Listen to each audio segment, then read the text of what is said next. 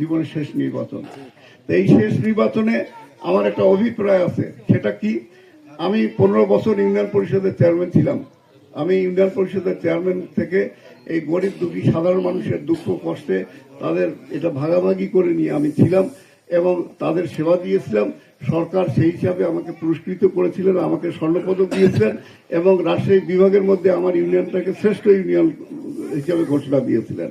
নীলফামারী 4 আসনে বিএনপি মনোনীত সংসদ সদস্য প্রার্থী অধ্যক্ষ আব্দুল গফুর সরকারের সঙ্গে কিশোরগঞ্জ উপজেলার পল্লী প্রাণী চিকিৎসকদের নির্বাচনী মতবিনিময় সভা অনুষ্ঠিত হয়েছে। শনিবার দুপুরে কিশোরগঞ্জ সদর ইউনিয়নের শান্তপাড়া গ্রামে অনুষ্ঠিত সভায় উপজেলার 9টি ইউনিয়ন থেকে 55 জন পল্লী প্রাণী চিকিৎসক অংশগ্রহণ করেন।